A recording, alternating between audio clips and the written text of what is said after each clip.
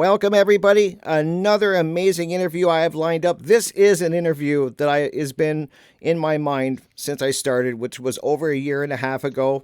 This is an interview I never thought was going to happen. If you would have told me this a year and a half ago, guys, I would have said it's never going to be possible, but it is, and it's incredible. This is my guest is somebody that changed my life, changed the way I looked at things in the world. And as you guys know, I've always been somebody, I've told you since I was little, who's always been searching for knowledge, searching for truth, and asking questions. And over the years, lots of research I've done, and I kind of akin it to having all the pieces of a puzzle, but not knowing what the puzzle even looks like. So trying to put these pieces together without any idea.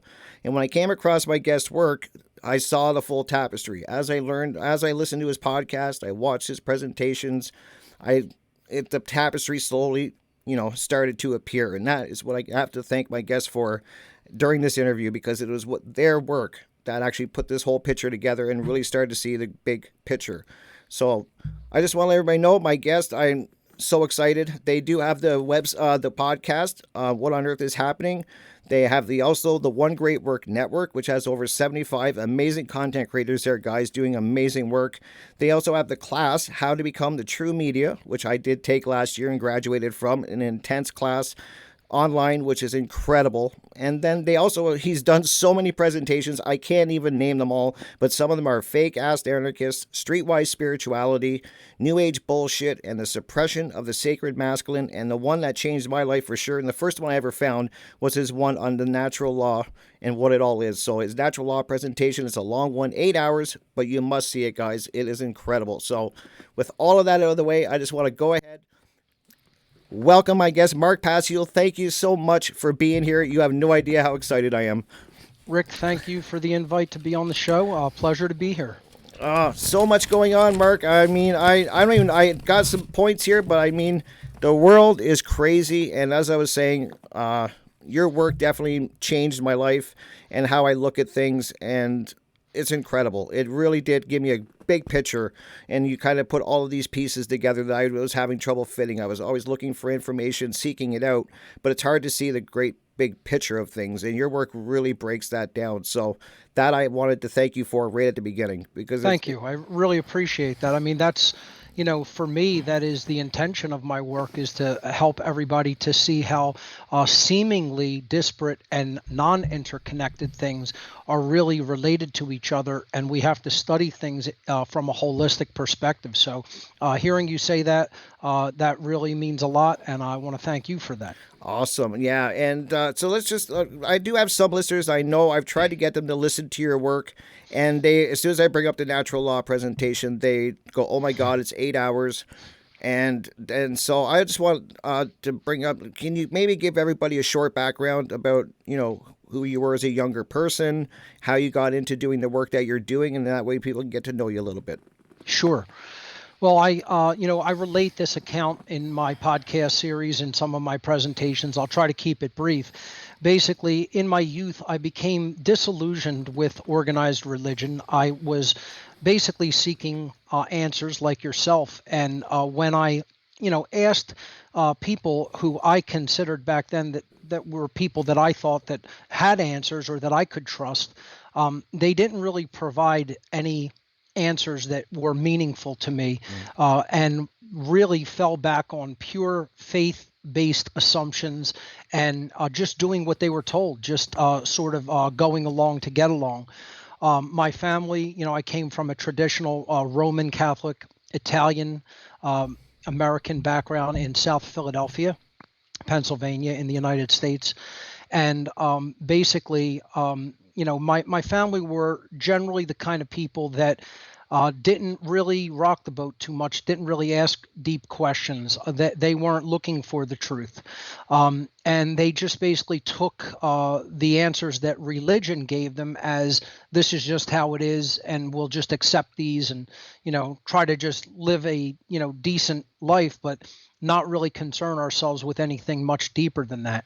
Mm-hmm. And for me, that was inadequate. And upon really reaching like sort of, the age of reason and realizing I'm not going to get answers from family, nor was I going to get them from, clergy or teachers, because they were basically doing the same exact thing as basically following a religious-based faith, purely based on faith, not any actual knowledge about the world and how it really works.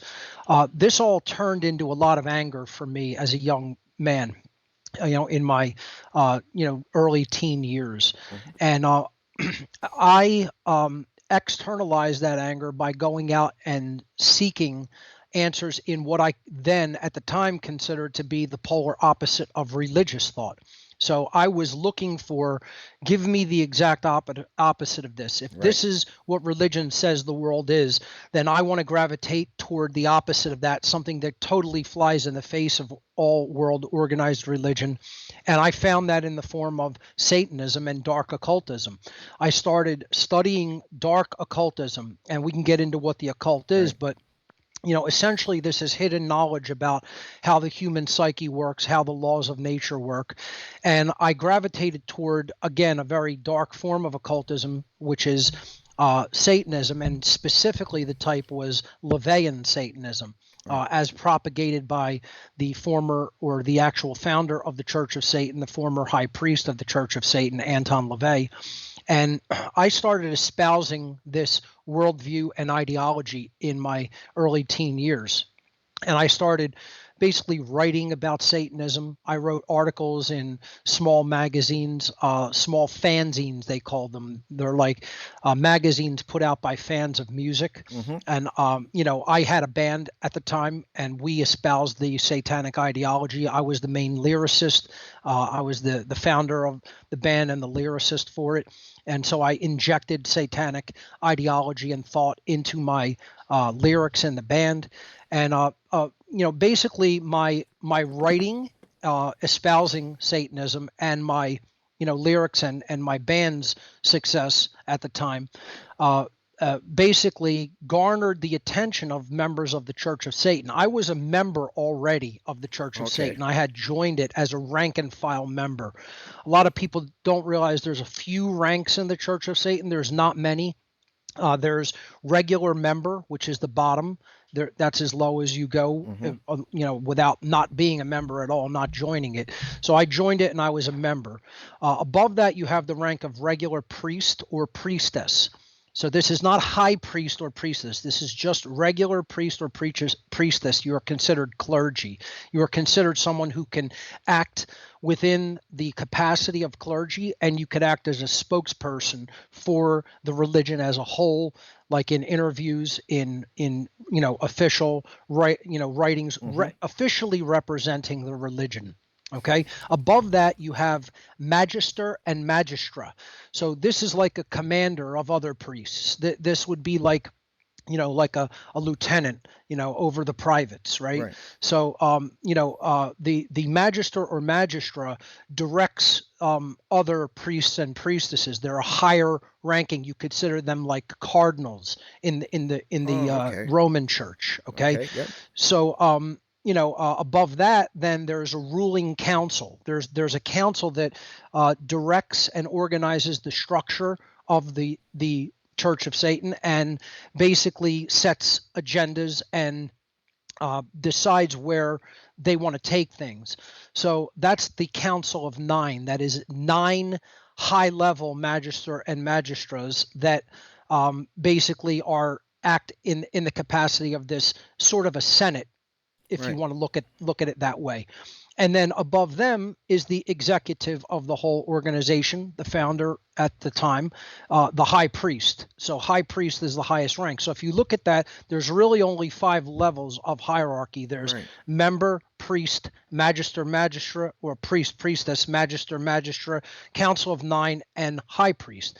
LaVey was the high priest, and he recognized some of my work at the time. This was back in the early 90s, maybe like around 92, Oh, 93, okay. something like Wow. that. And basically, he finally appointed me a priest after basically my involvement within espousing this religion and writing about it, and putting works out into society espousing this ideology, which again we can get into what Satanism is as an ideology. Perfect. But basically, my writings and music were recognized by LaVey, and he appointed me himself to the rank of priest. I did not specifically go out requesting or asking for that appointment, but I considered it at that time a very high honor. Right. That the high priest of the Church of Satan, like not even like, another priest or another magister or one of the Council of Nine, like the actual high priest himself actually got in touch with me, Right. Took and notice of you. took notice of what I was doing, Right. and liked my work that I had been putting out there regarding Satanism, and appointed me to the position of regular priest. So I joined the clergy of the Church of Satan in my youth, and I basically was then offered a grotto, which is a coven of Satanism that you run locally. So a priest or a priestess is empowered to organize and run a grotto. That's what they call their covens. Would be the equivalent of a coven in something like witchcraft or Wiccan. Okay. And I rejected the idea to begin my own coven or my own grotto, because I looked at Satanism back then as a very individualistic thing that I did not want to turn into for myself a group dynamic. Instead, I accepted basically going to and participating in group rituals and meetings of other grottos in my tri-state area. I did not want to get involved with the responsibility of heading a grotto, but I did accept basically information on where I could find and communicate with grottos in my area, and then attend them and see what they were doing and how they organized themselves and what kind of things that they were getting into. And when I began attending these meetings and rituals, it was not anything like I thought it was going to be. It was not like just individuals into Satanism that were trying to gain knowledge about, how they could get a better leg up on their fellow human being in society. It was a very tight-knit, cohesive group of people working through a worldwide hierarchical network that had already infiltrated and had many people in point positions of power in all of the institutions of a worldly society that you could possibly imagine. Wow. So there was bankers showing up at these meetings and rituals. There were certain politicians, judges, lawyers, cops, military members, educators like teachers and principals of schools. That's people scary, Mark. in music, people in entertainment. You name the institutional walk of life.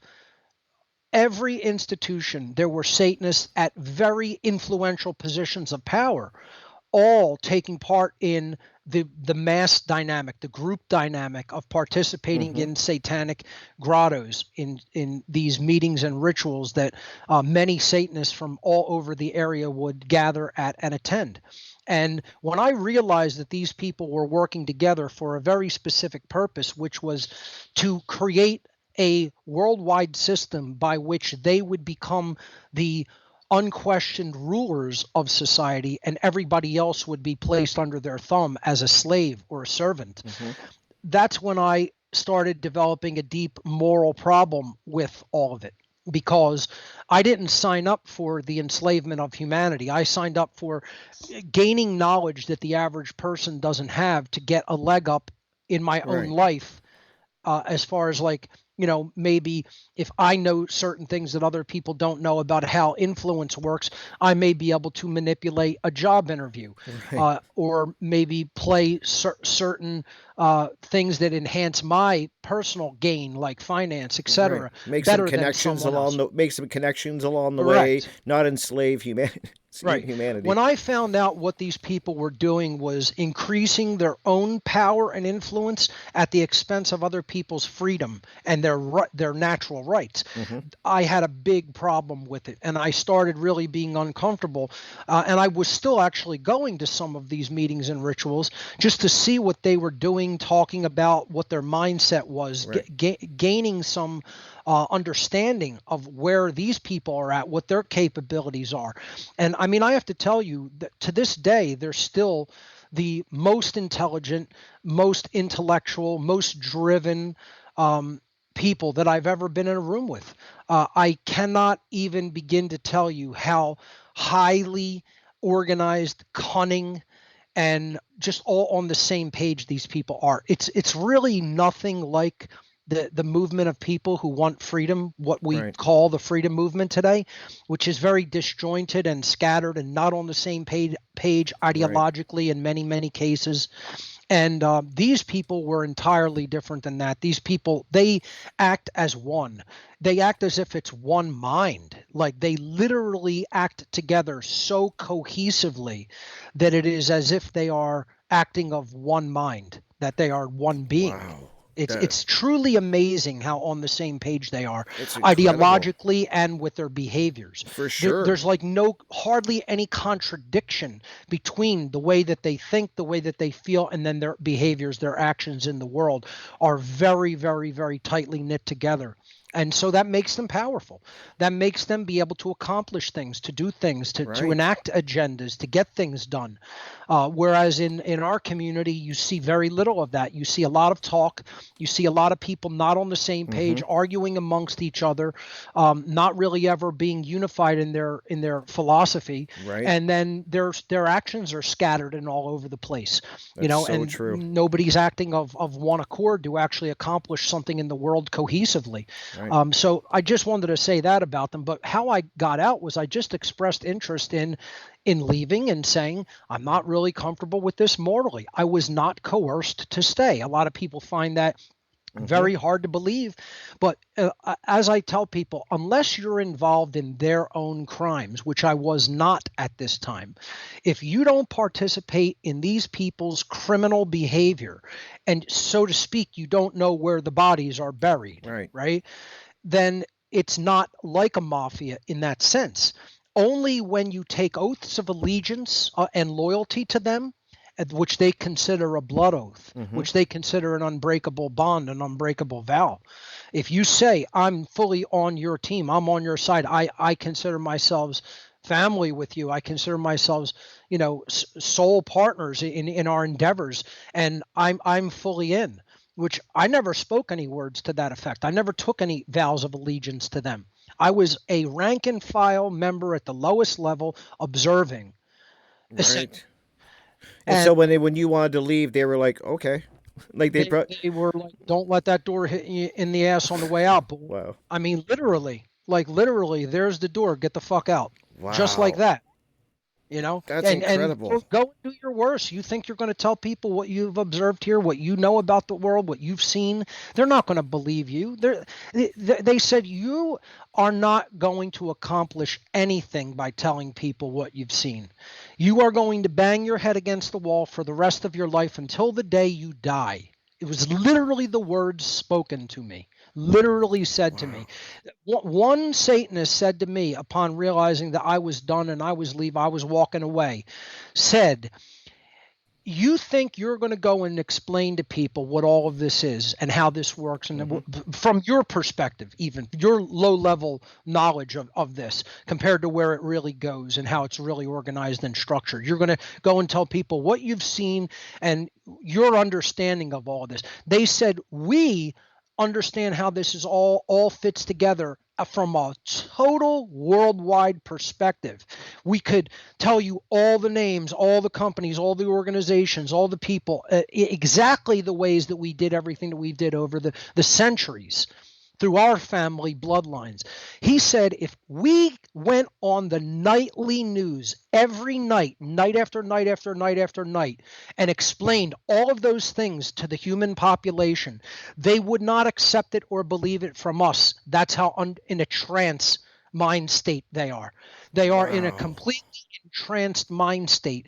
And these people don't understand anything about how the world works. They said if we ourselves in mass, all the highest levels of us, all went on the news night after night after night after night and tried to explain to the dumb population how all of this works and how we already control the world. We're already in control. We're not seeking control. We are already in control.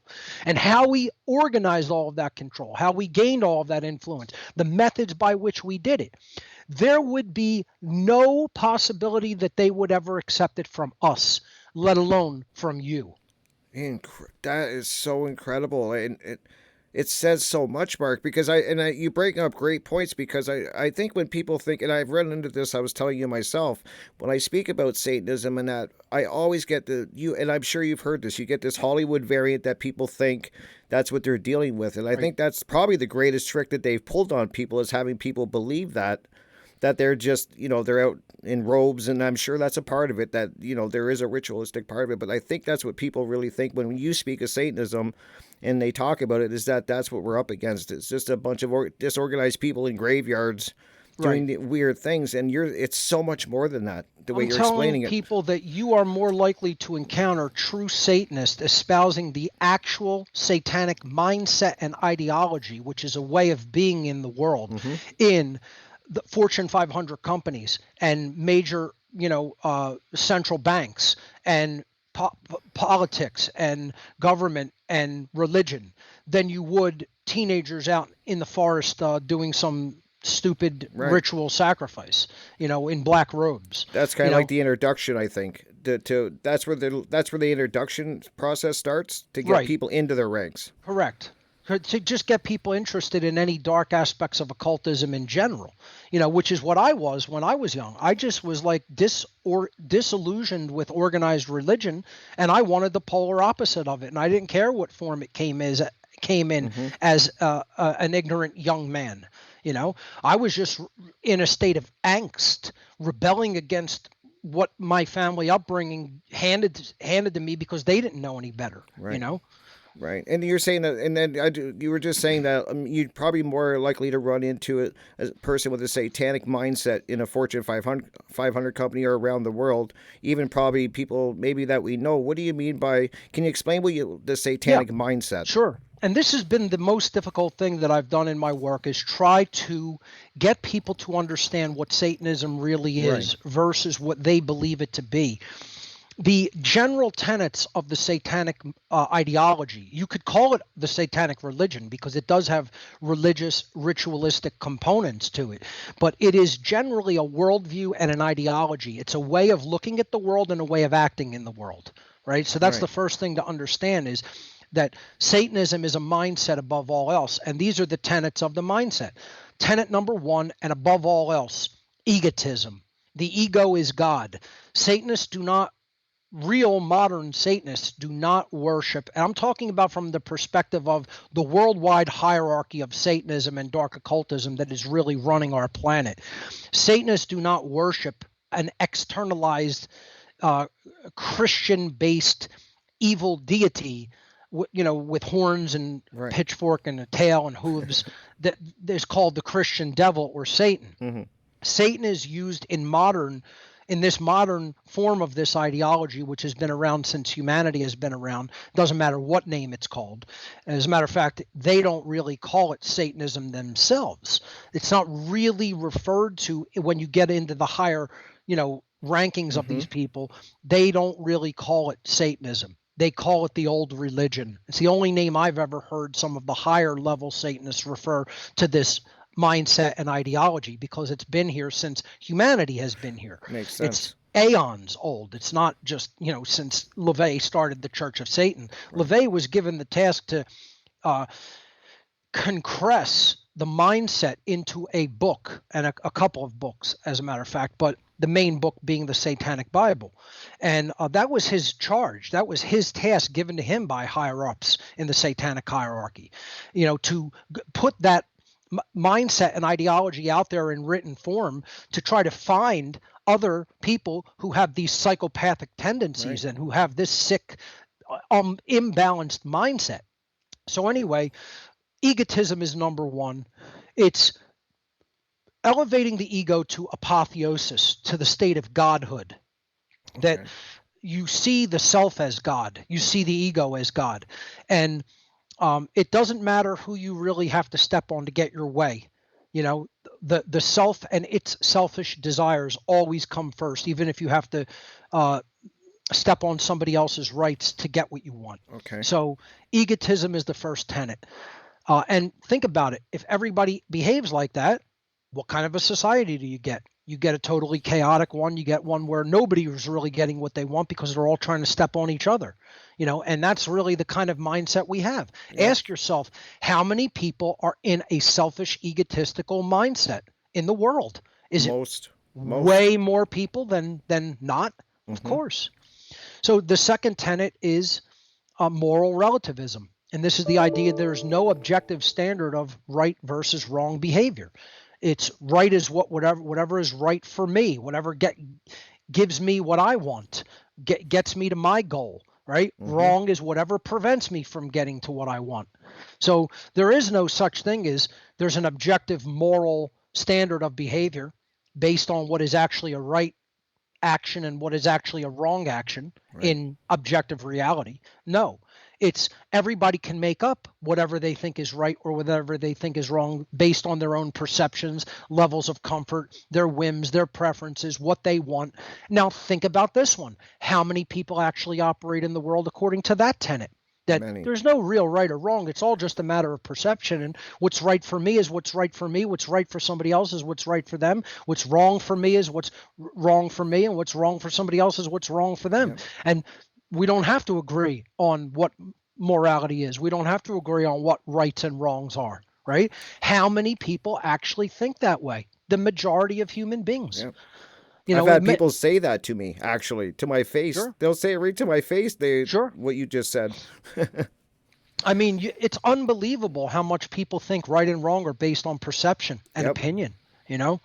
And, you know, that's the second major tenet of the Satanic religion is moral relativism. The third tenet is social Darwinism. That is the extrusion into the human social domain of Darwin's theories on macrobiological evolution, specifically the type of behaviors that we see in the animal kingdom, like survival of the fittest, which is really survival of the most ruthless, survival of the one who's willing to do the most dastardly and wicked things to the other. You know, people say, oh, well, people say that they want to respect and observe nature. And then, you know, they're showing a lion eating a gazelle on the plains of Africa. You know, well, that's animal behavior. Who is saying that the respect of nature means that we should emulate animal behavior? I find high respect in the natural world. Of course, my whole work is based on what is truly a part of nature inherently versus what is an illusion or a construct of the mind. But, you know, we are not talking about, when I talk about natural law, we're not talking about Darwin's theories on survival of the fittest and, you know, the so-called natural order. You have to throw those ideas out. But this is what the Satanists embrace. They want that whole idea of we should emulate animal behavior in the human domain. That's called social Darwinism. Social Darwinism is there should be a strata of a hierarchy and compartmentalization within human society by which we have rulers and subjects, masters and slaves. They want a pyramid-like hierarchy with masters at the top and subjects at the bottom. And that's what they consider one of their main tenets. The third tenet, social Darwinism. And that's basically what it postulates, is that a social stratification of a pecking order, so to speak, should be implemented in human society like we see in the animal kingdom, in animal hierarchies, which, I mean, nothing could be further from the truth and nothing could be more immoral, because you're basically saying you're okay with human slavery as long as the most dominant human beings come out on top of that hierarchy. That's social Darwinism. And then finally, you know, you take all these other three, you know, roll them up, get them rolling downhill, you come to the final solution, which is eugenics. Eugenics is the fourth and final tenet of Satanism. And that's, you know, well, if egotism is really all we're about and the self is God, and then, there's no right and wrong because right's whatever we say it is and wrong is whatever we say it is, moral relativism. And then we believe that we should create a social strata by which there's masters and slaves, and the most vicious should rule the roost. Then it's a hop, skip, and a jump to the rulers should be allowed to basically decide who lives and who dies. Yep. They should be able to cull the population any given time they want. They should be able to murder people with characteristics that they don't really want expressed in society. If they're the masters, they can do whatever they want to their property, which are the rest of their subjects. And that's eugenics. So that's the fourth and final tenet. And if you just really, really analyze people's mindset and do some social experiments to ask people where they're at mentally with all these things, you will find that most people have been inculcated into the satanic religion and mindset without ever knowing it. This is how powerful these people are. They propagate their own religion through mind control to other people, but they give them a watered down lower level variant of it, which keeps them enslaved. Right. Without coming out of the satanic mindset and transcending it and recognizing it for what it is, and then recognizing that the masters of the world are actually operating according to this mindset and ideology, you can never free yourself from it. You can never free society of its shackles and bonds that these people have placed over them through mind control and mental manipulation. And the lying media that they have paid for and implemented all over the world. And then, of course, the order followers. You have to extricate yourself from that mindset first, the lower level, what I call mini-me Satanism mindset. I love that term. That they have given us. They've given us their mind, but not from their higher level perspective understanding of Satanism. They've given us this lower level, I'm just going to act as a selfish person. I'm just going to wake up every day and think about nothing but me until the minute I go to sleep at night, and then repeat the process all over again, not caring about what's going on in the world, not caring about human rights, not caring about what is right, not caring about the difference between right and wrong behavior. No, just my base animalistic instincts. And as long as those are fulfilled, screw everybody else. That's mini-me Satanism. Absolutely. And that's most people, Mark, in the world. If we're being honest, that's most people. I mean, I took your challenge. I always listen to your challenges, and you're like, go out and talk to people face to face, and you're going to get a good gauge of what you're dealing with. And when I did that a year and a half ago, a couple years ago now, went down and started just meeting people and talking to them and just asking them simple questions, your head will explode to what they believe. Isn't it amazing? It's incredible. It's amazing the job that the higher level Satanists have done on the average person. Yeah. Tell me some of the types of results that you got. I'm interested. Oh, well, the first one I ever took was going to ask people what a right was. I'm like, that's simple enough. I'm going to go I'll go ask people what a right is. Went down and started asking people, and I never got the right answer. I always got that rights, the government is who gives us our rights. Amazing. That was the major one that I got. And I got a few people that said, basically society makes up the rights. Like people kind of accept. So that's moral relativism. Exactly. If a human being can make up what a right is, we can say roasting babies on spits is a right now. Yep.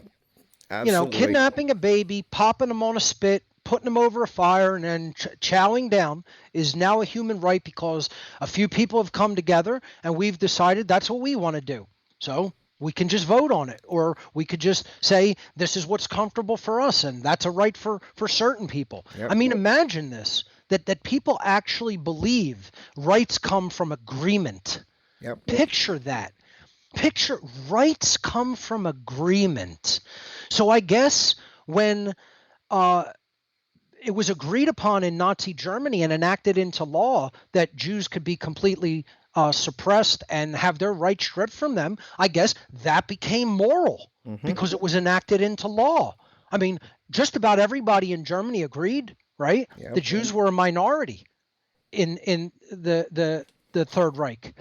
And The mass majority of people, overwhelmingly, probably over 99% of people, all came together and said, we're allowed to do this stuff to these people. Well, I guess that made it moral then. If the majority can vote on something and all agree, that's what makes something moral or not, right? I mean, imagine that this is how people still think in the modern world.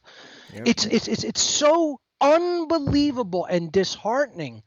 And what it shows you, I don't want people to get totally discouraged. I want them to realize that this means this is showing you what your work is to do. Exactly. How many people are morally educating people about this type of stuff? How many people are even talking about it at all? Not that many. Why are so many people like that? They're like that because they haven't had the discussion and they haven't had the truth instilled into their mind at a young age by their parents and teachers. They've failed miserably at instilling morality into another human, which is what the job of the people who are supposed to be the caretakers of the youth, parents, teachers, educators, etc. That's your main job, and you're failing miserably at. You have failed miserably at it. This result is proof that they have failed miserably at doing those things. Exactly. Yeah, and you make a great point too, because I think of a lot of the people I talk to, and just even my friends, you hear them talk about like doing whatever is good for them. Step on, if you're in a job, step on who you have to get ahead. That's just the way the world is. And it's true. It's always about what's best for them. And I just watched a movie that was pretty strikingly powerful to me. I love allegorical films about moral lessons, and this one that I just thought was going to be some thriller movie turned out to have a pretty deep allegorical moral lesson in it. It was called The Black Demon. It's a newer film, and the main character is somebody who worked as an inspector on an oil rig, and it turns out that he fudged all the data or allowed it to be fudged. He was going into his job with the intention of telling the truth, and he said, well, this is horribly not up to code, and this is going to cause disasters and deaths and stuff like this. This is not ecologically safe. This is not safe for the people that are going to work here. This isn't safe for the people in the surrounding environment. And he submits his reports to the company, and they basically tell him, do you like your nice cushy job that you have that's feeding your family and providing your home and paying your bills? Because we could easily fill it with somebody else who will just write down, this is safe, this is safe, this is safe. And so he just goes along to get along, and he puts his signature on all these documents, and obviously doing the wrong moral thing that's hurting a lot of people and damaging the environment, in addition to hurting people. And, he justifies it by saying, I had to do it. This is what was going to provide for my family. This is what was going to keep me comfortable and allow me to have a wife and children and support a family. Well, that doesn't mean that it's right. Plenty of people continue to do things that are wrong just for those very justifications. That's all they are, is justifications. You're trying to say that somehow makes it right, which is what the word justification actually means, to create a right, right? You're not creating a right. You can't turn a wrong into a right. If it's morally wrong, it's always morally wrong. You're not going to turn that into a right, which, by the way, a right is an action that does not initiate harm to another sentient being. Since his behaviors were initiating harm to other sentient beings by allowing something that wasn't safe to continue to operate, then he's doing a wrong. That's not a right. All right. So, but the idea is he tries to justify it because he's getting the things that he wants out of life, just because he's signing away on those safety reports, and getting a big paycheck as a result. And, the whole thing is he's going to lose his family because they find out, and then he has to make amends and do the right thing, which is a very difficult thing to do. I won't spoil it, but it's a pretty good one. I'm definitely going to check it out, Mark. I promise. I'm like you. I like movies like that have allegories in it and stuff. So I will check it out. I haven't heard it about that one, so I'm glad you brought that up. The real demon is the mark on his soul, for doing what he had done all of those years. So, it just shows you this is how people think, though. That's why I liked it, because it's really making people look at their own behavior. It's like, what did you justify? What did you allow in the name of getting what you want, getting a paycheck, providing for your family. All the Nazis looked at it like that too. All the communists running gulags looked at it the same way. I have a family to support. I got to do this job, because if I don't do it, then how am I going to support my family? Where's my money going to come from? I don't know how to do anything else. This is the justification of all tyrants throughout history, of all order followers throughout human history is, I have to do this because I have a family to support. I have to do this because this is all I know. I have to do this because I'm ordered to do this by people higher up in the society. It's all part of a satanic mindset. Right. This is the satanic mindset. I love the name that they use for the movie because it implicates or suggests that you're serving a demonic force. And it's true. That's what real demons are. Real demons are the internal justifications that we tell ourselves when we're doing the wrong thing because we're going to get what we want on the other side. We're going to get whatever carrot is dangled before us. We're going to get whatever creature comfort is promised to us. We're going to get whatever paycheck that's going to pay all of our bills and provide all of our family's needs, our immediate family's needs from an immediate sense, an immediate perspective. This is what Satanism is. Satanism is not caring about what is right. Satanism is only caring about what you get out of something. It's only about your own selfish creature comfort. And screw what is right, screw what is moral. People, are constantly insisting, all I have to worry about is what do I get out of it on the other side? Immediate gratification. That's what Satanism ultimately is long term. And that's where the world is at, Mark. And you make such great points too, because I just think of everything that's going on in the world, and it's justified by following orders. And what's crazy is, and I truly want to believe that people deep down on a soul level, Mark, know that they're doing a wrong. But they, as you said, they're justifying it. And then you make great justifications that people say too, that how am I going to pay my bills? How am I going to earn a living? And I just think of it as that maybe you have to stop doing this behavior and to do the right thing. And it doesn't mean it's going to be easy. I mean, I That's think, right. There's going to be work involved. You might have to suffer a little That's to right. get out of the job that you're in because it's an immoral job. But you have to do that and stop justifying, which most people are doing. The answer to the world's problems largely lies in people ceasing and desisting in continuing to do the so-called job that they're already doing. I tell people, everybody is looking for a positive solution, meaning they want to hear someone say, do this step, do this behavior in this linear process, and then things will change for the better. And the answer is not a positive solution. It's a negative solution. The answer is what we must stop doing in order to improve the world. The world is not going to be improved. And I want people to really focus in and listen to what I'm saying and understand it. The world cannot be improved by doing anything new within it. There is no such thing. The world cannot be improved by a new behavior coming forward.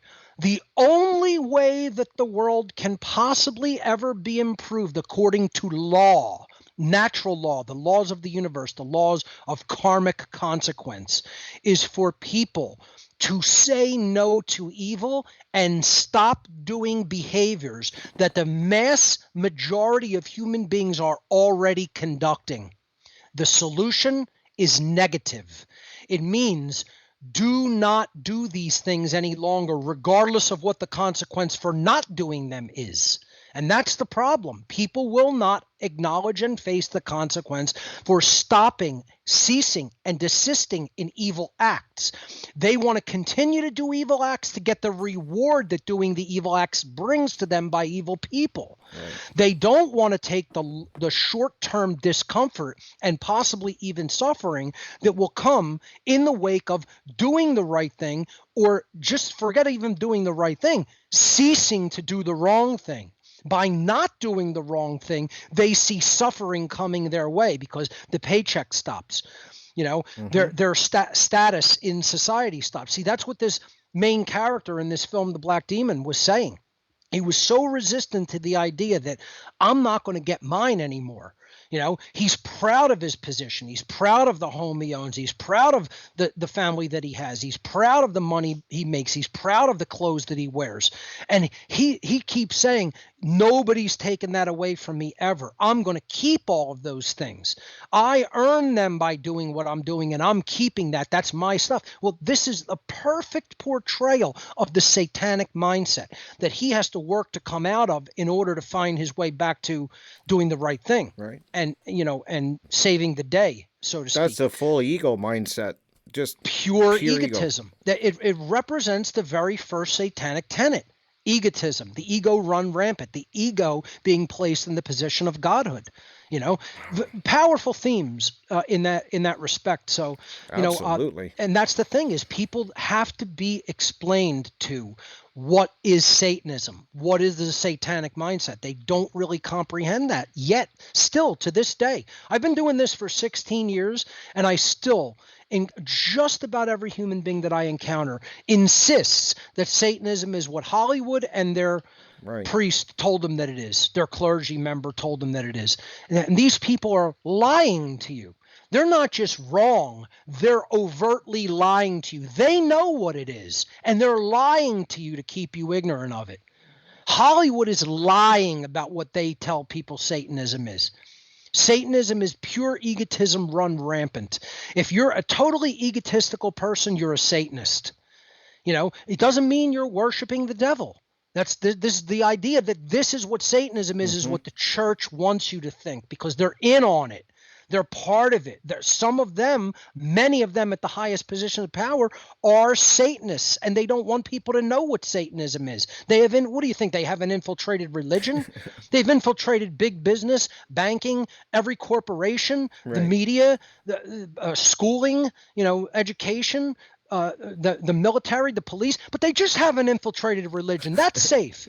That's over here, and that's safe. That's insulated from all of their influence and power. Right. Yeah, okay.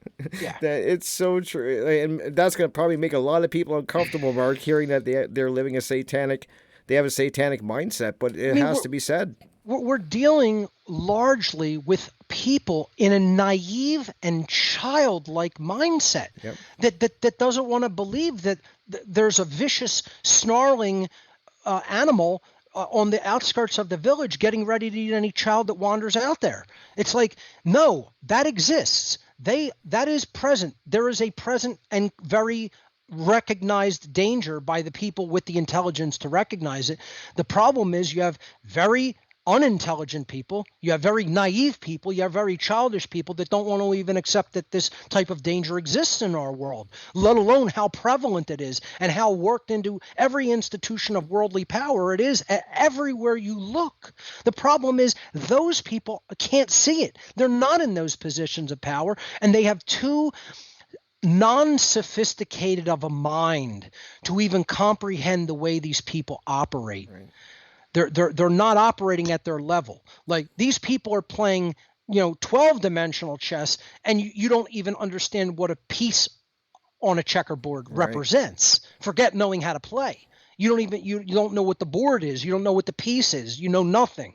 That's so true. Yeah. And that's the problem. This is the sad part of all of this for me, is that's what they told me. They told me exactly what I would be encountering in the world upon leaving their ranks, and they were 100% correct. And I wish I could say that they weren't. I want to be able to tell people these people were completely wrong about everybody, that their mindset is totally, yes, it's twisted and psychopathic, but are they incorrect? I want to tell people, no, they're incorrect about how they think of everybody. They're incorrect of what they think about is the right way to behave, yes. But are they incorrect about everybody else? No.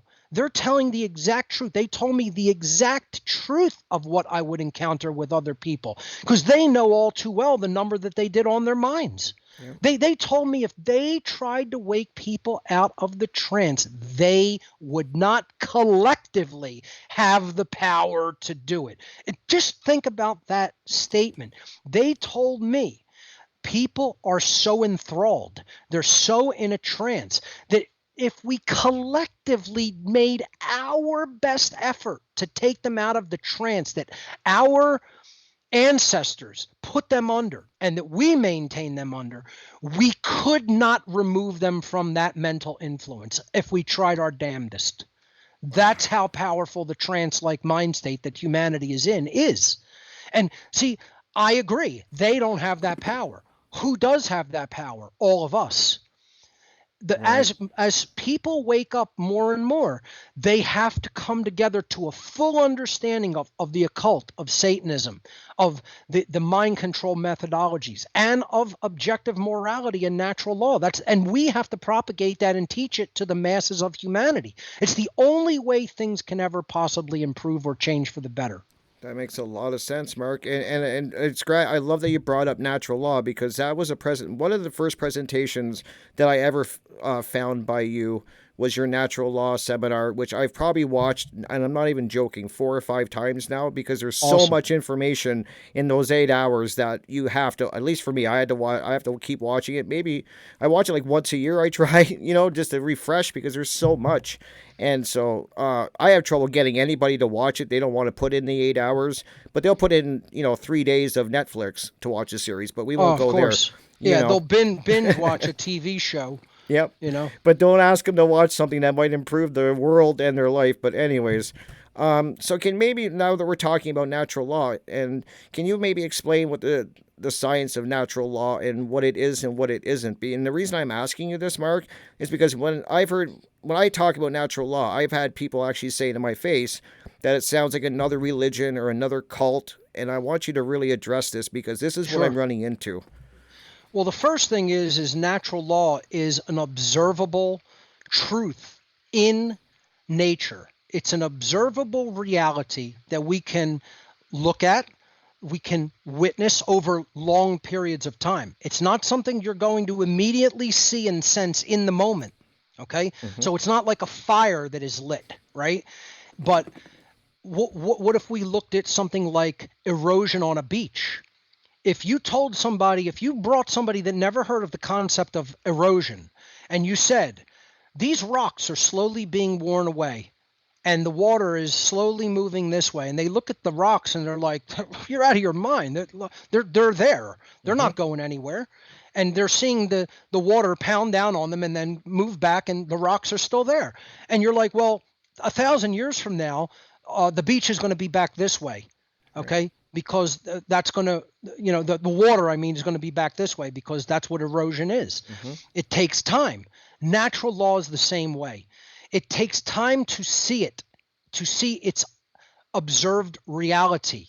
But the effects of it can be seen if we look long term. Okay. So it is absolutely not a belief system any more than erosion is a belief system. Someone not knowing erosion would look at a person trying to tell them about erosion and say, that's a religion, that's a belief system. You have no evidence of that with your own eyes. How are you going to measure that? Mm-hmm. Because it would require 1,000 years of time to see the result. And most people don't have that long-term vision. Natural law is the exact same way. You have to see it in terms of long periods of time. So what is natural law? Natural law is essentially karmic consequence. It is the result of the behavior that we put into the world. It is the force which governs the behavior that we put into the world, and it brings the result to us so that we then must live it and experience it in our lives. So natural law is a set of universal, non-man-made, binding and immutable conditions that govern behavioral consequence for beings with the capacity to understand the difference between right behavior and wrong behavior. Let me say that again, and then we can break it down. Okay. Natural law is a set of universal, non-man-made, inherent, eternal, and binding conditions that govern the consequence of behavior of beings who have the capacity to understand the difference between right behavior and wrong behavior. So it's a set of laws.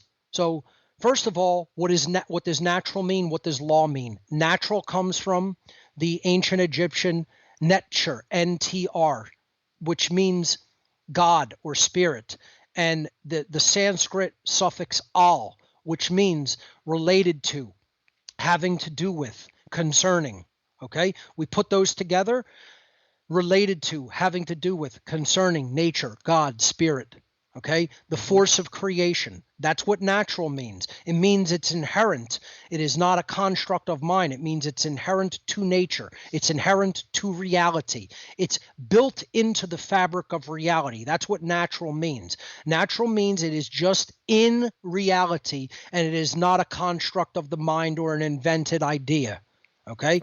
Law means a condition that is both binding and immutable.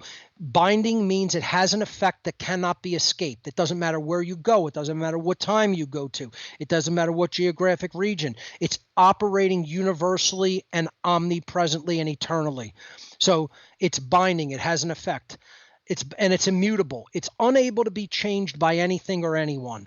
Cannot be changed by any process of humankind. Cannot be changed by any process, period, because nature put it into effect. Gravity is immutable. It's always operating. It doesn't matter whether you agree with it, whether you like it, whether you want it to exist, whether you know about it, whether you understand it. It doesn't care about those things. It's an impersonal force. The same with natural law. The creation of nature itself, God, spirit, whatever you want to call it. It doesn't matter what you want to call it. Inherent reality in nature placed these laws into existence, just like gravity, just like electromagnetism, just like any other physical law.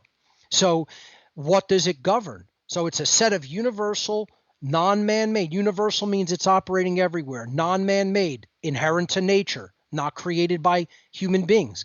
Binding and immutable. That's what law means, right? Always having an effect, cannot be changed.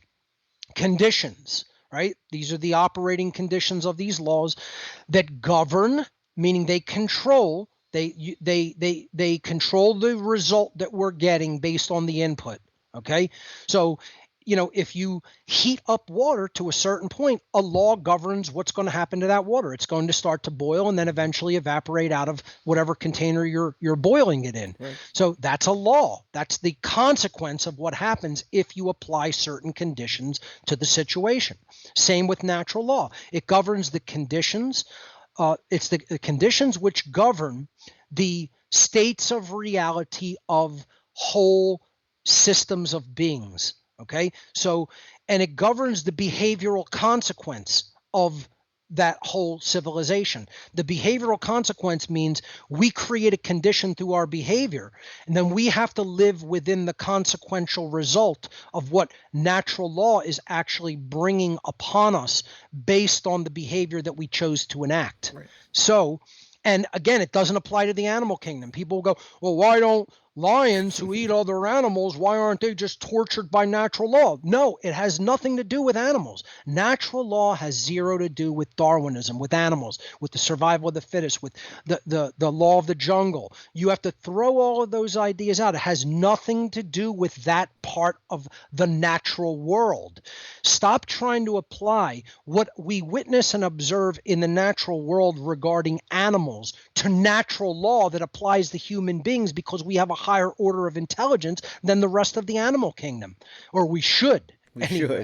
We have the capacity for that higher order intelligence, whereas the animal kingdom operates purely or almost entirely on instinct response mechanisms and does not have the kind of brain and nervous system that is going to be required to do the kind of heavy lifting intellectually that is going to be required to truly understand the difference between right and wrong. You're not going to sit down with that lion as he's chowing down on the gazelle and say to the lion, let's discuss morality today. He's going to look at you like you're the next meal. Right. The animals have to be left out of this, except for how we treat them.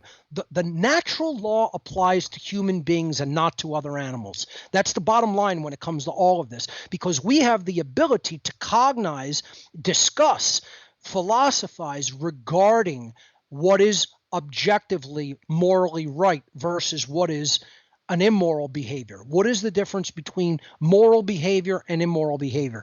If a being can cognize that, recognize it, if they have the capacity to cognize and recognize that and discuss it and philosophize about it, then natural law applies to them. If the being does not have those capabilities, then natural law does not apply to them. I want to make that abundantly clear, because there's still people that I have heard me explain this that still don't understand. It has nothing to do with the animal kingdom. Yeah. It has entirely everything to do with the kind of beings that have the intellectual capacity to cognize and philosophize regarding the difference between right and wrong behavior. So if a right is an action that does not initiate harm against another sentient being, a wrongdoing is an action that does initiate harm upon another sentient being. So what are the wrongdoings? What are the transgressions against natural law? If natural law brings us the consequences for what we've done, what we're largely talking about here is we get negative consequence for doing things that do initiate harm, and we get positive consequence for not doing those things. Right. Yep. Okay? We don't have to be angels. We just have to not do the harmful behaviors. The harmful behaviors are 7. There are only 7 of them: murder, assault, rape, theft, trespass, coercion, and deception. All of these are forms of theft in one form or another. Mm-hmm. Murder, the theft of life without right. Assault, the theft of bodily autonomy, bodily well-being without right. Rape, the theft of free will, sexual association. Murder, assault, rape, theft, the stealing of physical property, mm-hmm. which we don't have the right to do to another being's property. Trespass, that is taking someone's security in their living space, in their living domain. You're stealing that. You're stealing their security. Coercion, you're stealing someone else's free will, their right to make free will decisions, based on their own analysis of a moral situation, mm-hmm. of morality and truth. And then deception, you're stealing someone's ability to make informed decisions by deliberately lying to them, willfully lying and giving them inaccurate, false information that you know to be incorrect, to simply deceive and mislead them. That is also a form of theft. All the wrongdoings are forms of theft. So there's really only one commandment: don't steal. Don't engage in theft. Don't take property, rights, life, well-being, free will that does not belong to you to take. And this is the problem, is we as humanity believe that we are operating as gods on this planet and that we are allowed to steal with impunity. We are allowed to steal with no consequence unto ourselves. And what natural law is providing is all of the total unhealthy conditions and uncomfortable conditions that are attempting to show us you have stolen, you have taken that which does not belong to you, you have deceived, you have allowed deception to continue, you have coerced, you have allowed coercion to continue, you have done all of these immoral wrongdoings, and now you're going to have to, that's the bed that you made, now you're going to have to lay down in it. Now you're going to have to live in that uncomfortable reality. Right. And it's bringing us those consequences. We're realizing the world is becoming a bigger and bigger prison. It's becoming more and more uncomfortable. It's becoming, we're having less and less rights, that more rights are being taken away from us. That's more true. Evil people are just being generated because morality is not being taught to the young. They're teaching them 56 gender identities, but they're not teaching them morality. Yep, makes sense. And who really cares about how anybody identifies, right? That's whatever they want. That's their business. I could really care less about any of that stuff. I don't find it even that important. As long as don't do these 7 things. That's what I care about. I care about stop engaging in these 7 behaviors, because that's what's going to improve the world. The world is not going to be improved by creating any new systems, technology, growing new kinds of food, growing food locally, procuring water, any new technologies regarding energy. Those are all great things. They are not going to be the catalyst or impetus that changes the world from a condition of slavery to a condition of freedom. Only willful choice to cease and desist in the harmful behaviors that I just named, regardless of what justifications there are to justify them, and regardless of anybody's position in society, namely if they're in so-called government. First of all, recognizing natural law, one would see government is morally illegitimate because it's based in coercion. There is no choice when it comes to government. It's forced upon everyone. Taxes are forced upon everyone. Yep. Licensure is forced upon everyone. Prohibition, depending on whatever the government, whatever substance government wants to prohibit at any given time, is forced upon everyone at the point of a gun. All of this is done coercively and under duress. If you want to tell people this is moral, this is immoral, right? Don't do those things, right? But their behavior actually does initiate harm. You have the natural right under the self-defense principle to stop them from doing it. Government is not that. Government is telling you because we have decreed, we see this as non-beneficial to our agenda and our likes and our preferences and our tastes and our whims. You may not do these things even though they are rights. And we'll come and we will harm you. We will initiate harm against you if we find you engaging in any of those rights. There is a right not to be stolen from. I have the right to defend my property from theft. When somebody says, I'll arbitrarily name a percentage of the fruit of your labor that I'm going to take and redistribute as I see fit, that's theft. That's not just theft, that's violence. That's Absolutely. Coercion. That's duress. That's saying you'll have to worry about constantly my threat of violence against you if you decide you're not going to capitulate to that demand and you're going to keep what you've rightfully earned. Imagine somebody saying to another human being, I'll arbitrarily set a percentage any year over year. It could go up, it could go down, and generally it always just goes up. I will arbitrarily set a percentage based on what I think society needs, and we'll come and confiscate that every year, or we'll take your property, and if you resist, we'll throw you in a cage, and if you resist, we'll kill you dead. We'll murder you. Okay? Imagine that there are people who still believe that is moral and should continue to exist. Any person on this planet that insists that the behaviors that government enact is somehow moral and or necessary, you are believers and supporters of human slavery. I'm an abolitionist because I'm a moral human being. You would be the person on the plantation saying, whip that black slave more because he disagreed that you're allowed to take all his labor. Whip him harder. Get the house slave to whip him harder. That would be the person advocating for government.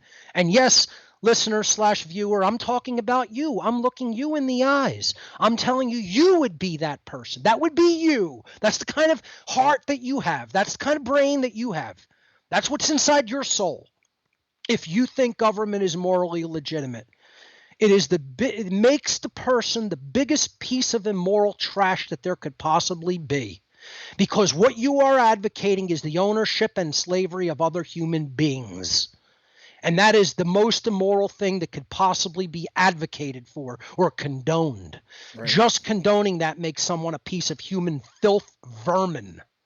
I agree, Mark. It was so well said, and you make such great points. I get into these debates with people all the time about the legitimacy of government and who gives the. I even questioned, Mark, when I was a young person. I mean, I would ask my mom and my dad, like, who gives the government, like, who makes the rules? And my mom would say, well, the government makes the rules. Oh. I'd be like, oh, and then as a young mind, you know, they say it's our jurisdiction. What does jurisdiction mean?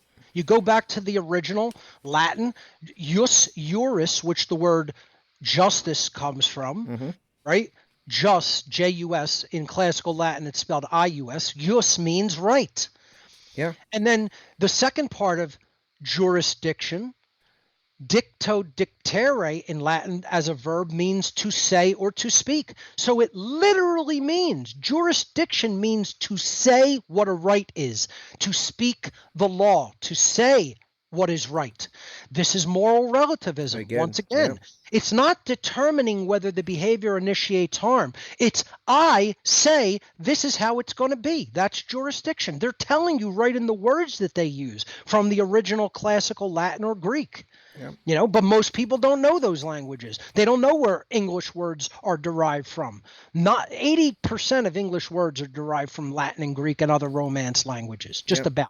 That's fascinating too when you start breaking down words and learning what they really mean and how people don't realize what they're even saying. The words that they're actually saying even mean, and you make great Like the word government. Government break it down. literally Yep. means to control the mind. Yep. And again, people will debate the meant part. Oh, what about concealment? It's the suffix ment comes from the noun mind, because a state or a condition must first exist in the mind. This is the first rule of occultism. Mentalism begets everything. Everything is derived from and has to stem from mental state first. You have to think something before you can create it into existence. With your hands or with technology, it first has to formulate in the mind, in the world of forms, in the world of thought, the causal world, before it comes into the manifested world, the plane of effects. Right. So in occultism, this is a given. This is just known. This is just these are like the ABCs, and the average person doesn't understand that. So when they hear meant, that's just a state, a condition. And they're saying it like, oh, I'm so right, like, and you've proven me wrong. No, I've told people why ment was chosen as the suffix for the state of or the condition of, because it actually means mind, and that's where everything has to start before it manifests as a condition in the world. This isn't rocket science, folks. This is just thinking something through logically based on the root meaning of the word etymologically. And gubernare, the verb in Latin where the word government comes from, like a gubernatorial election, an election of a governor, a controller, means to control, to rule. So you can't have a state where the people are ruled until the mind is ruled. And that's why government literally means mind control. And yes, it does. Wow, it's incredible, and I just think that how many people do buy into this whole government, and that eventually they're going to vote their way out of this, or that this is going to be government's going to change anything and make anything better. It blows my mind, Mark, that people even think that, because you just look at history, it's never worked. I ask people, just look at rulership and kingship and royalty. Yep. Was that ever moral? Was there ever a moral king? Was there ever a king that had the right to rule over his subjects? I mean, just think about the concept of royalty. My genetics and my bloodline make me better than you. This is what the Nazis wanted. They wanted the new form of royalty, which was a certain class of people within their society that was acting as the gods, the government, the rulers, right, would rule over all the slaves, and they worked them to death. They would provide all the things, the work that they didn't want to do. All you have to do is really read the Nazis' writings to see how sinister their mindset was. Right. They literally were saying, we're going to take whole classes of beings, even in just geographic regions, and we're going to make them into work slaves. We're going to work them. That's all they're going to do. We will breed generations of people just to be slave workers and work them to death in camps to provide all the things that we want, so we don't ever have to do any of that labor. Literally, that was their plan. That was part of the New World Order plan under the Nazis. Right. And think about it. That's just a continuation of the old world of royalty. This is how kings and queens thought. These people belong to us. They'll do our bidding. Whatever we say, if they don't do it, or if they resist, we'll send our army against them. We'll send our henchmen against them. Was that ever a moral situation? Was that ever something that anybody ever had the right to do?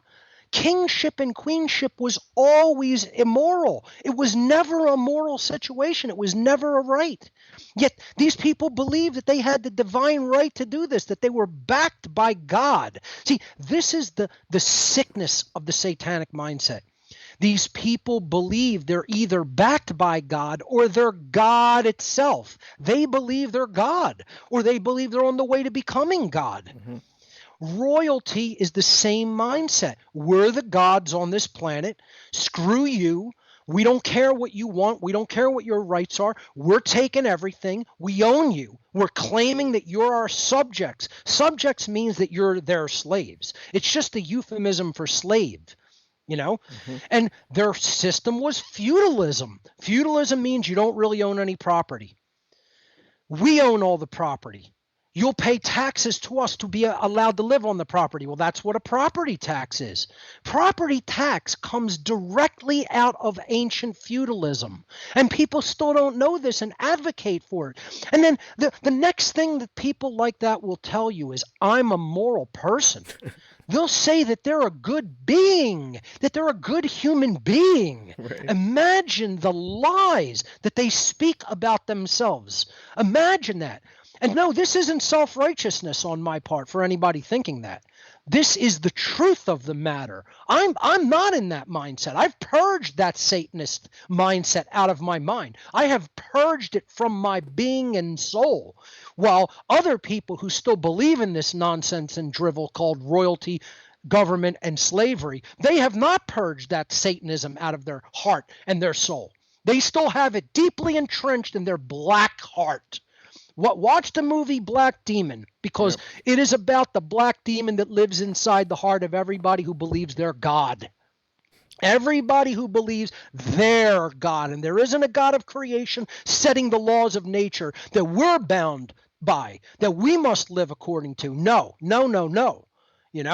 And this has nothing to do with religion, folks. This is a science of nature and how the world actually operates. This is observable. This is repeatable.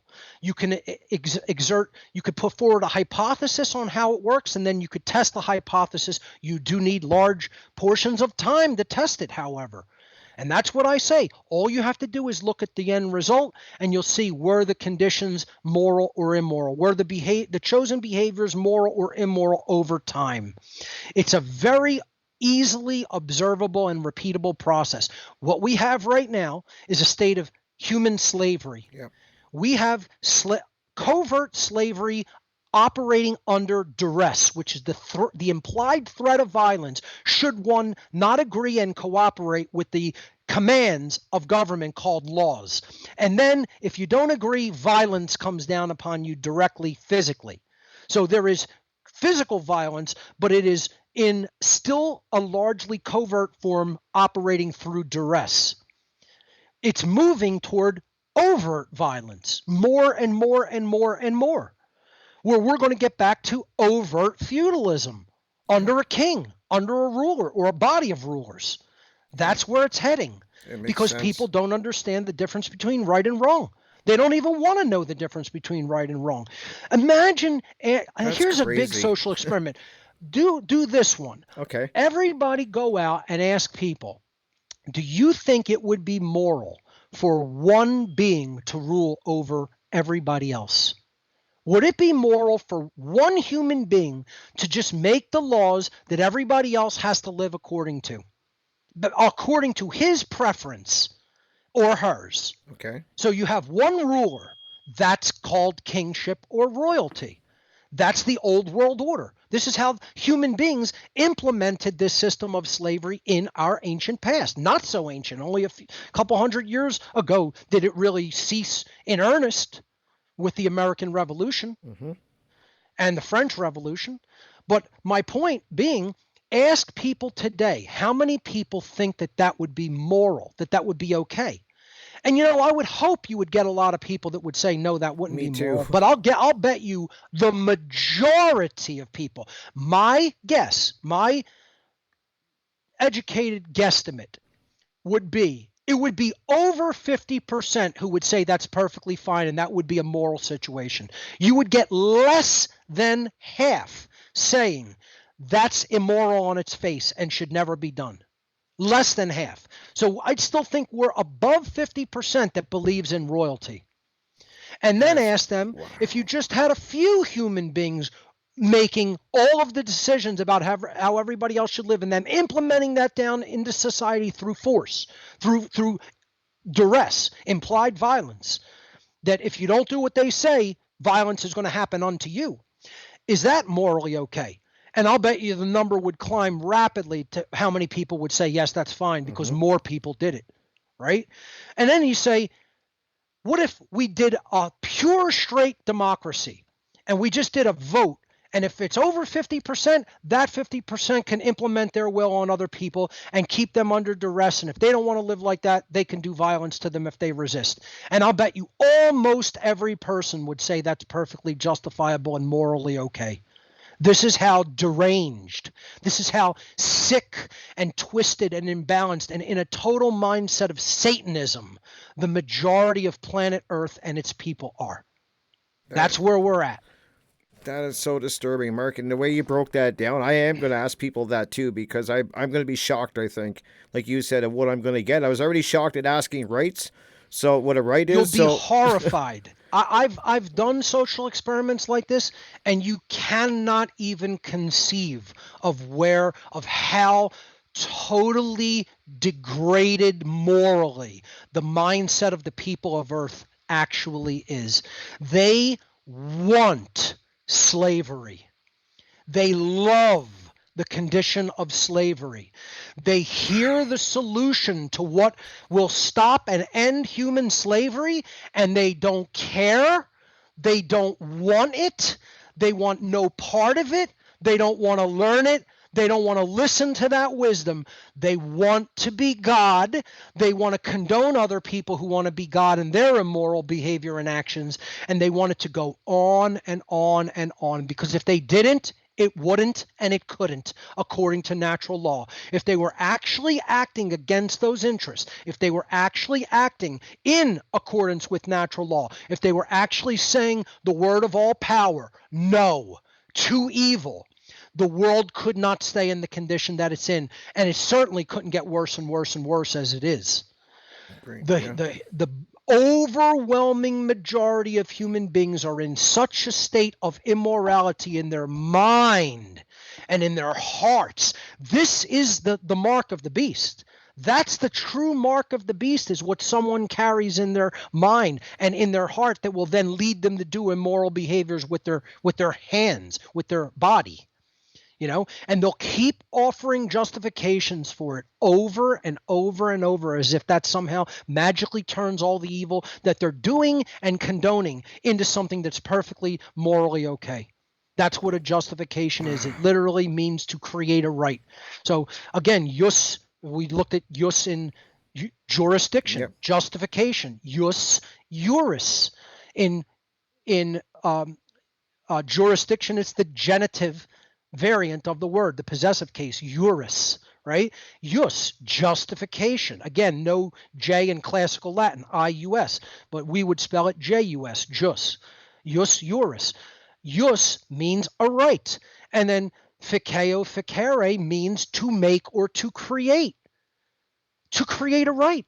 It's right in the word that someone speaks. Justification means to create a right. A right cannot be created. It's a property that's inherent to creation itself. Human beings can't create rights. Rights came from the creator of the universe when that force created the universe. Rights were born with all of the other laws in nature. This is what people don't understand. This has nothing to do with a religious belief. I am the antithesis of a believer. I am the antithesis of anybody with a religious mindset. I am the most radical skeptic, but I have looked into nature perhaps deeper than most people ever will to understand its workings and its operational laws, and this is one of them. If you believe this way, if you condone this way of thinking and believing, and then if you feel that it's perfectly okay, you're justifying the behavior, you're justifying all this immorality, and then your actions are even in harmony with that immorality, what do you expect is going to be the result that's going to be brought back to you by the laws of creation? Goodness, justice, freedom, prosperity? No. You're mentally ill. This is literally like saying I'm going to expose this cup of water to violent flame, and it's going to stay intact, and the water's just going to stay in there. Yeah. You're a madman. It would be pure insanity. It really is. The purest of insanity. It really is. And that's where we're at. Well, look at the world, Mark, where we're at. I just keep telling people, is the world getting better or is it worse? And everybody's like, oh, it's getting really bad. And I'm like, look, that's because where our morality is. Until our morality increases, we're going to keep getting it worse and worse. And it's just, and nature, right. natural law will provide that because we're creating it. And it doesn't care. Oh, This is people not a don't like to being. hear that. It's not a personal being. Yep. It's not something that goes, oh, you've suffered enough, but oh wait, you still don't get it. Oh, we'll let you just continue on in your ignorance and keep doing those behaviors, and you won't suffer anymore because you've had enough. It will put you down. It's not going to abate. It will continue on and on and on because it's just a law.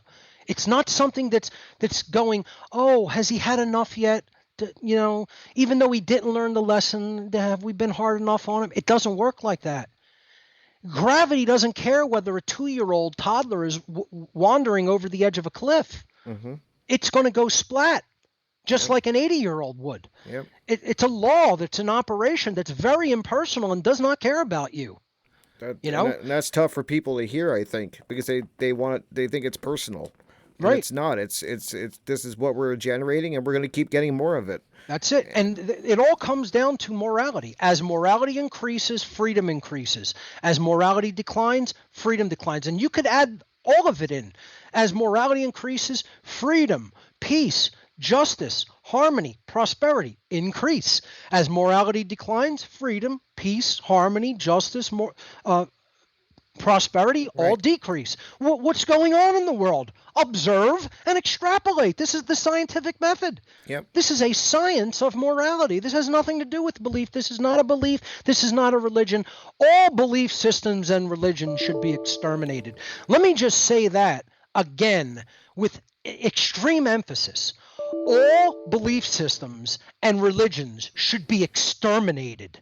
I believe in the extermination of all religion because all religion is some nonsensical belief system that people cling to like a dead corpse. That's all it is. And I'll be very harsh about it in my wording because religion has created all the problems of this world. And I'm not talking about the cultural religions alone. You know, Christianity, Judaism, Hinduism, Islam, Buddhism, etc. Mm-hmm. You can go on and on with cultural religions. That doesn't mean that's all that religion entails. Religion is thinking that is incorrect. Religion is thinking that is not in harmony with the laws of nature. Religion is thinking that provides things that are the opposite of what we say we want when we believe in them and act upon them. Yep. That's what a religion ultimately is. So government it's something is a religion. that holds us back from the truth. Government is a religion. Absolutely. The monetary system and the love of money is a religion.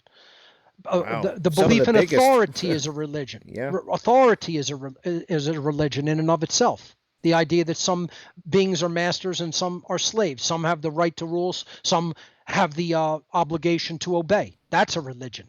Absolutely. Yeah. There's tons of religions. I mean, we can go on and on just talking about what people don't consider a religion that actually is a religion. It's a false belief system that doesn't get you to where you say you want to go. It holds you back from getting there. That's all religion is. And that's the force that is ultimately ruling the world. And the thing that has to really be developed is true science, and true science from a true henceforth occult perspective, meaning it has been hidden and we have to bring it out of hiding. We have to explode it onto the world in common sense form such that everybody understands it and it becomes common sense knowledge. That's what the great work is to do. That's why I started One Great Work Network. That's why I did What on Earth is Happening and all the lectures and podcasts that I did and still do today. Only education is the answer. Proper moral education is the only thing that can get us out of this mess. If we understand how natural law and objective morality works, if we understand what the mindset of humanity has been and where it really has to transform and go to become free, then we have to morally educate other people. We have to put our voice out into the world widely and freely through technology such as what we're doing here today over the internet, and morally educate our fellow human beings. That's the only solution, and it's the only way out. And what I think another part, you make such great points, Mark, and I think another thing that people don't like to hear is that this is they always want an external savior. And I always tell people that the answers, you have to work on yourself. And I think that's the one thing that people shy away from the most. When you don't tell want to them, hear it. They don't want to hear that they have to change themselves and work on themselves. This is exactly what Jesus said, and how many people ran from that message. The kingdom of heaven is within. That's it. If you change what's going on in your mind and your heart and your behaviors, that's when heaven will manifest on earth. But not a second until, not a millisecond until. And this is the problem. People think externally the situation can change when they themselves have not changed. You look at the dynamic of what's inside most people. It's rotten to the core. Yeah. Rotten to the core of what they think and believe. Their beliefs are fucked up. Absolutely. And until they unscrew up those beliefs and then unscrew up their behaviors and what they're condoning, don't expect the world to change for the better. It will rapidly decline and get worse and worse and worse. And that is not a prediction. That's a spoiler, because it's operating like that according to law. Well said, Mark. And it's so, you're making such truth and really breaking it down, because these, as I was telling you before we started recording, these are, I'm just asking things that I've ran into talking to people about what we're talking about. So I'm glad we got some clarification. Great points too. I love doing that. These are sticking points for people that we have addressed here today. Yeah. And that's a great lead in for an interview, because it shows you where do we need to get around what people think, what they've been conditioned to think. How do we break that resistance that is all built up through mind control in their mind? This is what people think. And we have to understand how to address those concerns that they have. And yeah, they're rightful concerns.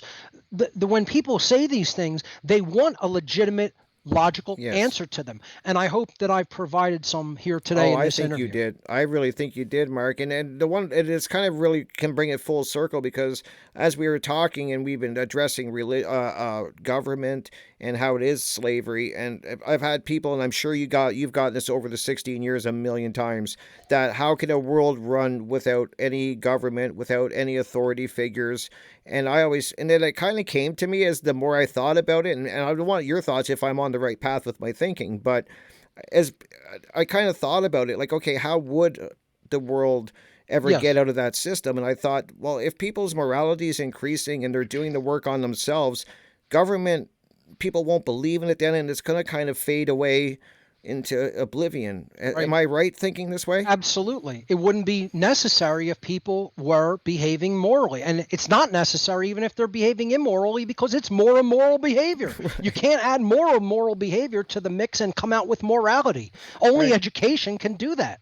So the answer is that it would work in a lot of different ways. And sometimes it wouldn't work. And sometimes it would fail. Some people would get hurt. You can't be afraid of a negative outcome. You can't be afraid that there might be a chaotic situation in many different places. You can't be afraid that we would really stumble through it badly, right? You have to allow for all of those possibilities, because that's what's allowing for learning and growth and real freedom. So the answer is, in certain situations, if people just didn't do it on their own, it wouldn't get done. People, how would roads get built? Well, either people would come together with knowledge and get it done and get the job done, if roads were even really truly needed, because we could have hovering vehicles of all kinds, of all different technologies by now already, if we didn't have violent people being supported by the monetary system, killing people who were inventing technologies that could challenge the oil industry. But that's a story for another day. If people didn't get the job done, then it wouldn't get done. Why are so many people afraid of that? Like, when people say, well, what government pays for and constructs roads, right? First of all, it doesn't. We do. It's stolen from us to do that. Don't you think people would want roads in existence if that's the only technology they could get around on? They would want it. They would put their money toward it. They would get it done. And if they didn't, it wouldn't happen, and you wouldn't travel that way. You'd be stuck where you're at. Oh, well, is my freedom worth more than having roads? My freedom is worth more than having fucking food. I'd rather starve than be a slave. Agreed. My freedom is worth more than my life. I'd rather die than be a slave. Why are so many people, you're so worried about a life discomfort that you're like, oh yeah, I'd rather be a slave. I'd rather have slavery. I mean, just imagine the mindset. First of all, to even ask the question. I'm not a fearful little chump, punk, little boy, little girl. I'm not a fearful little punk kid. I'm a real adult man. And a real adult woman would say the same thing. I'm not worried about the what if. I'm not worried about what's going to happen to me. I know the self-defense principle. So if somebody comes trying to do some immoral shit to me, they're going to have to be a lot more worried about me than I'm going to be having to worry about them. Trust. Yeah, that Like, makes know your own name. Trust that. Exactly. And you kind of answered, because I had my last question, because I did have somebody say, who would, if there was no government, no police, no military, who would, basically they were saying, who would dish out the justice for people doing wrongdoings? You answered it, self-defense. Every single person has the right of self-defense under natural law. So, Yep, and I just spilled my water. I've never spilled a drink in an interview that badly. I don't think I got you worked up, Mark. Yeah. All right. Well, okay. But you did answer my last question. Is the perfect place to drop it, because now I have a whole area of my floor to clean up. All right, Mark. Do you want a minute just to let people know what you're up to before we end it? I'll let you end it on the what are you up to? What you got coming up?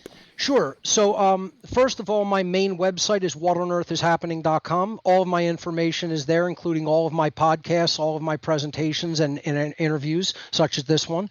You can visit that website, whatonearthishappening.com. I always recommend people to go through the podcast section from number 1 forward without skipping around, in order. 1, 2, 3, and on. And you'll see the natural progression of the ideas in that podcast. They will paint a very, very orchestrated tapestry for you to understand what's really going on in this world. And then I have coming up in October a all-day presentation, one of my first all-day presentations that I'm going to deliver since probably around 2015 or 16. 2016, I think, was my last one. And it's called Two Masks, Same Face: The Dark Occult Origins of Nazism and Communism. This is going to be a huge thesis for me that I've been working on for many years, that I'm going to show the shared dark occult origins in Satanism, in dark Luciferianism. Basically, these are two factions of the same occult religion that have been handed to us as political ideologies and political factions over the last century. And I'm going to be talking about all of the people and the groups and the organizations that led to the formation of both Nazism and communism, and showing how they all have common occult roots. So that's coming up this October 21st, and tickets are available now on my website at whatonearthishappening.com. That's my next major event. And then, of course, coming up in this summer, in July, I am teaching the How to Become the True Media seminar. How to Become the True Media is an online technology seminar that shows people how to do work like this. How do you create a podcast or a video podcast? How do you make a website? How do you publish content? It's how to become a media creator in your own right, so that you can propagate your own voice out to others and morally educate them. This is called How to Become the True Media. We're still accepting enrollments up through the 4th of July, and the seminar starts on July 10th. It's 23 weeks long, and it goes until December 11th of 2023. And you can get more information about the curriculum of this course and how to enroll at howtobecomethetruemedia.com. Awesome. So that's what I have coming up in the near future. Amazing, Mark. And I want to just thank you again for all the work that you're doing as part of One Great Work Network. You've been a tremendous content creator. And I want to thank you for everything that you've done to advance the One Great Work, and for this great interview. So thank you. Thank you so much, Mark. It's been an incredible interview. And I just want to, before I let you go, let everyone know that they have to take, if they want to do this, they have to take your How to Become the True Media course, because it was a game changer for me. It doesn't just teach you about tech. You can apply it in your life, and it's almost like you can learn things to apply like that you can incorporate into your life. That's right. It's amazing. And what was really cool is that I had the fear of tech before your class. Like, I started only a year and a half ago, only had a phone, and I was scared of technology. I was petrified to try to learn anything, and your course really walks you from the beginnings. You start right at the very basics, and then it builds up. And so please take it, guys, if you want to do any type of media, because it's incredible. So I just wanted to let you know that, Mark. It was a real game changer for me. Thank you so much, Rick. I appreciate that great testimonial there. Awesome. And so you have a great day, Mark. Thank you so much. I'm going to let you go because I know you got water going on. A spill to clean up. Oh, definitely. And I will definitely keep in touch and keep doing what you do, Mark. You're incredible, and your work is incredible, and it's so needed more now than ever. So thank you for everything you're doing. Rick, thanks again. Have a great one. All right, you too. Take care, Mark. Well, there we go, guys. Wow. I am so excited and so happy that I finally got to get Mark onto my show a year and a half ago. If you would have told me that this day was going to happen, I wouldn't have believed it. I would have said, and especially if 4 or 5 years ago when I first came across all of his work and his podcast and all his presentations, I would have said you're crazy. But it's incredible where you focus your energy and what you truly feel in your heart is right and what you fight for. It all kind of happens. It comes into alignment. And getting Mark on here for this interview was so important to me and incredible. He really did change everything, how I looked at it. I was saying at the beginning, I've always been a seeker of knowledge. I want to find truth. I wanted to learn, the things, how things work. And I was saying, I always kind of had all these pieces, but you can't it was hard to put the puzzle together, exactly what's going on. And when you start listening to Mark's work, then you begin to see this tapestry and just how evil it really is. As Mark was saying, we have a fight up against us. We really do. And take Mark's challenge like I did. Go out and talk to people face to face and start asking them some simple questions. Just even what is a right? And you're going to be shocked, I promise you guys, at what people are going to tell you. And then just start getting into dialogues with people like you, if you can. I enjoy doing that because it truly does give me a gauge on where society is. A lot of the times, you start talking to people, you can get if you listen and do, some back and forth, you're going to get a good gauge of where their mindset is. And then the more you start doing this with people, you're really going to learn quickly what we're up against. And it's incredible. Like the Satanists have done their job well. And it's like Mark said, they've infiltrated everything. So that's the battle that we're up against. And it always seems to come back to having to do the work yourself, take in this knowledge, and then really work on yourself. And then once we start doing that, that's when I was saying near the end there with Mark, that's the only way that's going to change. You're not going to vote this problem away. This is a soul sickness problem and definitely a morality problem. And until people start, figuring this out, we're just going to keep getting more and more of what's coming. And so it's the work that people have to do on themselves. That is what it always seems to come back to. And the part that people are missing is that working on themselves. They see, and some people even take in the knowledge. They do that, but they don't internalize it. They don't take in it and work on themselves. And they definitely don't do the action part, which is most important. Is, you have to take in this information. You have to be willing. You have to care enough, and then work on yourself, and then put that information out there in whatever way you're good at, whatever way you're comfortable with, whatever unique way you want to, but at least the action part is necessary. So I hope you guys enjoyed this interview. I know I did. I thank you once again, Mark. I appreciate you so much, and this was incredible. I hope everybody's going to really think about what was said today and, really start making some changes in their lives. And I just hope, we keep doing the good fight. We need more people. That's all I can say. We need more numbers, because that's what we're lacking too, is numbers, guys. So, wow. Anyways, before I go, I just want to go ahead and let everybody know it is coming up quick, guys. Really quick, actually. The Trivium, Knowledge, Understanding, Wisdom. This is a 2-day event live June 24th and 25th. If you want to register, it is free. Just head over to freedomundernaturallaw.com. And it's going to be an incredible event, guys. Look at all the amazing speakers that we have going on here. We have my guest today, Mark Passio, of course. We got Will Keller. We got music by Diesel Automatic. We got Brandon Martin. We got Richard Grove. We got James True, Leslie Powers, Douglas Martin, Mario West. I can name, look at all the names. I can't go through them all, but look at them all. Incredible. This is a 2-day event, and there's going to be so much knowledge passed here, so much information. So please mark it on your calendars, guys. The Trivium, knowledge, understanding, and wisdom. As I said, it's free, so no excuses, guys.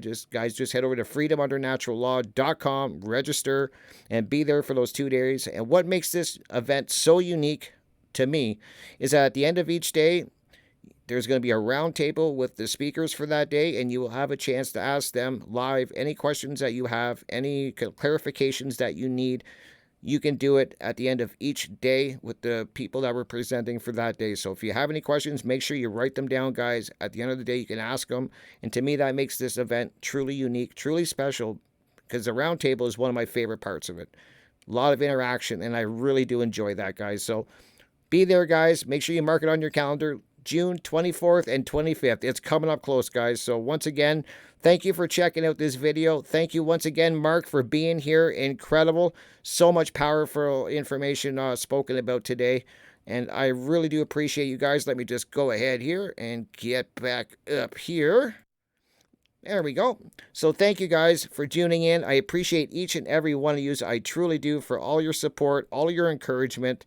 And just remember, nobody is better at being you than you, man. You are the greatest.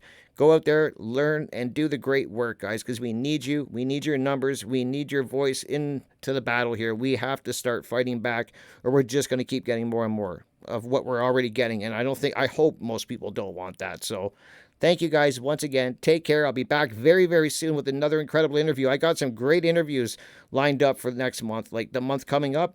June, we are rocking, guys. We got some great guests coming up. So please, like, share, subscribe, turn your notifications on so you guys know when I got another interview coming up. I'm going to try to get one up once a week. Thank you guys so much. Take care. Peace.